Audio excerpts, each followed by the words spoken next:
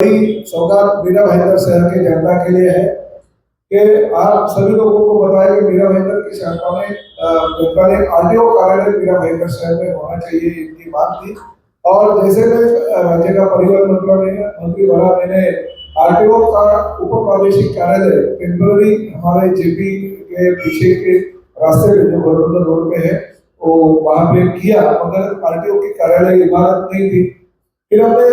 RTO तो sanction किया मगर जमीन नहीं थी। फिर मैं कलेक्टर जब भी हमारे सिंधारे साहब थे उनके पीछे लगा और सिंधारे साहब से करीबन 2 एकड़ की जमीन हमारे आरटीओ कार्यालय के लिए परिवहन के नाम पे हमने ट्रांसफर कर दी। और सोमवार को सुबह 11 बजे उस परिवहन के कार्यालय का भूमि पूजन हो रहा है, जिसके लिए हमने राज्य शासन ने उसको मंजूरी दे दी है। और 15 करोड़ निधि से हम वो परिवहन कार्यालय वहाँ पे बनाएंगे। करीबन 2 साल में वो कार्यालय पूरा हो जाएगा और 2 साल के बाद में 2 साल में वैसे तो कॉन्ट्रैक्टर को हमने 18 महीने का ही टाइम दिया, अगर 2 साल तक शायद वो पूरा होगा तो सोमवार को सुबह 11 बजे उसका भी भूमि पूजन रखा है। तो ऐसे अलग अलग कार्यक्रम आपको पता है कि हम कर रहे हैं। दूसरी मैंने नागपुर में घोषणा की थी कि राज्य में जितने भी हमारे परिवहन के कार्यालय है, आरटीओ के कार्यालय, उसमें अगर हमारे पास ओपन स्पेस होगी तो उसमें से 1 एकड़ जगह पे हम ट्रैफिक पार्क का निर्माण करेंगे। जैसे गिलबर्ट मेंडोजा जी के नाम का यहाँ पे हमने ट्रैफिक पार्क चालू किया है, उसी तरह से राज्य के हर जगह पे जहाँ पे आरटीओ का ऑफिस होगा वहाँ पे हम ट्रैफिक पार्क का निर्माण करेंगे, ताकि सीनियर सिटीजन से लेके बच्चों को भी छोटे जब स्कूल में जाते हैं तभी से ट्रैफिक की समस्या जो होती है उसके कारण बहुत सारे रोड एक्सीडेंट होते हैं, वो रोड एक्सीडेंट नहीं होने चाहिए, बंद होने चाहिए। इसके लिए हमने ये नियोजन किया और धर्मवीर आनंद देवी जी के नाम का ट्रैफिक गाइडर के लिए हमने सेंट्रल और स्टेट गवर्नमेंट से जो भी फंड हमें उपलब्ध होता है रोड सेफ्टी के हिसाब से उसका आयोजन करके एक ट्रैफिक पार्क को करीबन 1 करोड़ रुपया, इसकी कम से कम 1 करोड़, ज्यादा भी हो सकता है, तो 1 करोड़ रुपए का हमने बजट प्रोविजन उसमें रख दिया। और राज्य में सभी जगह पे 59 हमारे आयोजन के कारण है और मीरा भाईंदर का ये 60वां हो जाएगा, तो 60 जगह पे हम लोग ये ट्रैफिक गार्डन का ट्रैफिक पार्क का निर्माण करेंगे। और भी बहुत सारी चीजें हैं वो तो होते रहेंगे, मगर ये 5-6 जो चीजें जरूरी थी वो मैंने आपके सामने रख दी।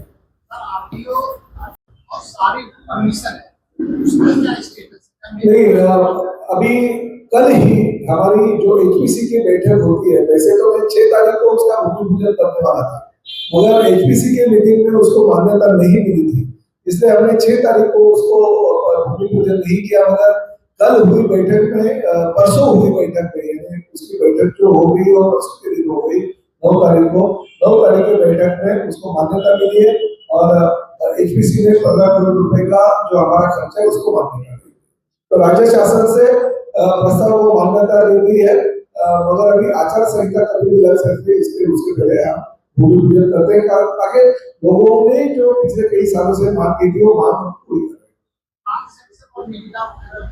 वो तो होते रहेगा, वो तो डिपार्टमेंट का प्रमुख मैं हूँ, इसलिए क्या मैं दूसरे जगह पे नहीं, सब करने वाला तो मैं हूँ, परिवहन मंत्री के माध्यम से सब होगा और मेरे शहर के लिए मैं कर रहा हूँ, क्योंकि मेरा शहर जो है मैं सपनों का शहर बनाना चाहता हूँ। माझं शहर स्वप्नाचं शहर मी बनवू इच्छितो आणि त्यामुळे या स्वप्नातल्या शहरासाठी या गोष्टी लागणारच आहे।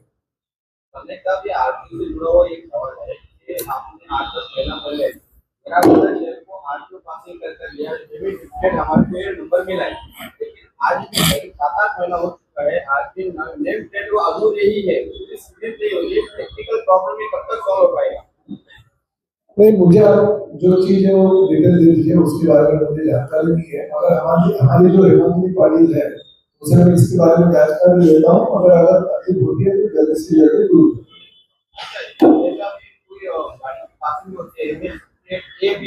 और आगे 4 डिजिट रहते हैं, वो ए बी जो सीरीज है ना वो अब तक नहीं है, 758 और आगे 4। वही मैंने कहा ये टेक्निकल कुछ प्रॉब्लम होगा, मैं उनसे बात करके जल्दी से जल्दी कैसे दूर हो गए।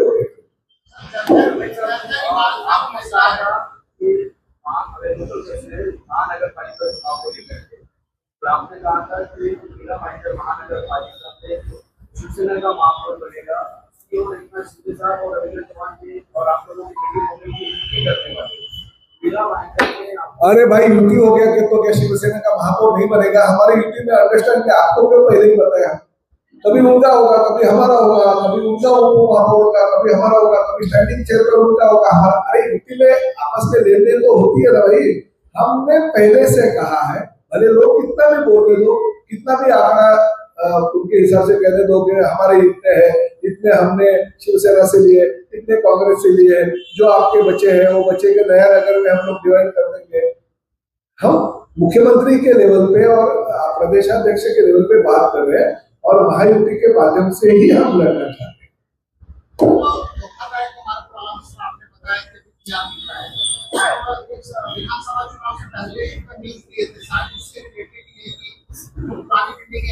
ए राजू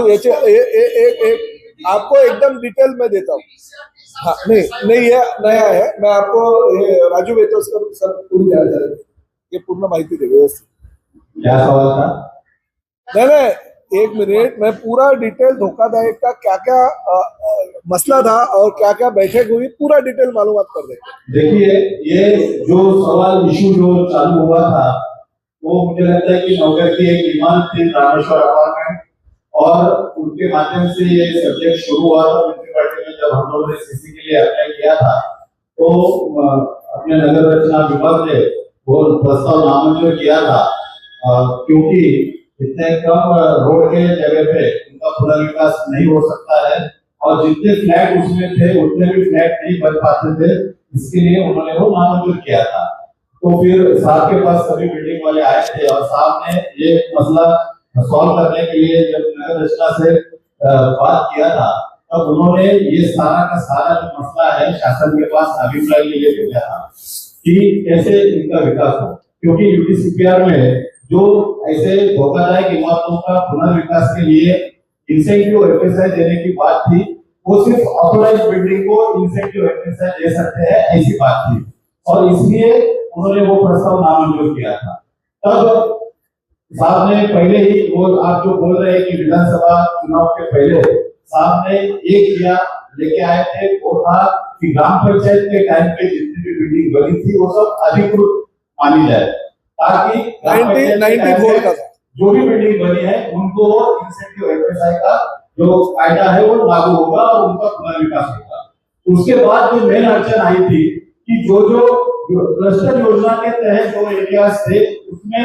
इंडिपेंडेंट बिल्डिंग को या 3-4 बिल्डिंग को परमिशन नहीं दे रहे थे ऐसी बात थी। तो आज ये जीआर जो है उसका भी सोल्यूशन लेके आया है और साहब ने वो जो 10,000 मीटर की जो मुख्य ये थी अड़चन थी वो भी कम करके लिए 2,500 मीटर तक किया है। 2,500 मीटर में सब बैठ जाए आके भी अपना पुनर्विकास कर सकती है, खुद अकेली बिल्डिंग भी अपना पुनर्विकास कर सकती है, जबकि क्लस्टर योजना जो है यहाँ पर शहर में लागू उसको कोई भी बाधा नहीं आए, इस बेसिस पे सारी बिल्डिंगों का पुनर्विकास होगा।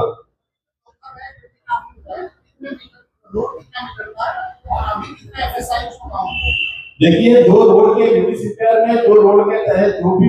कानूनी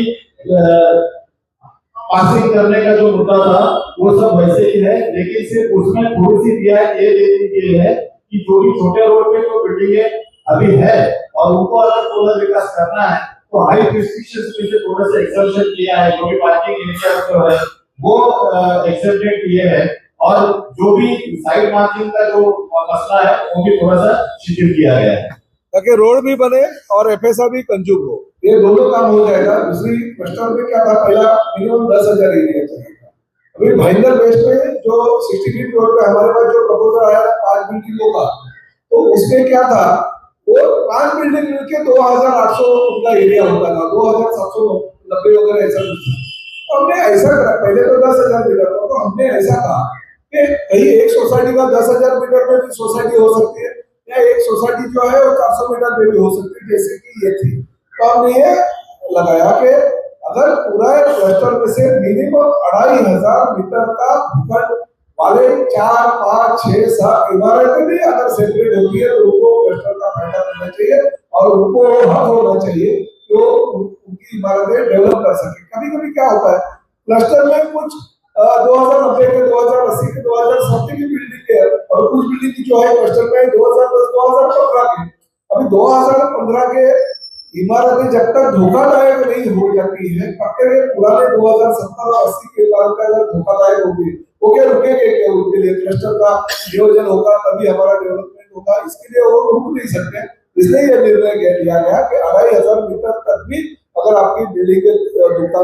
धोखादायक है वो रहेंगे, उनको मिल जाएगा।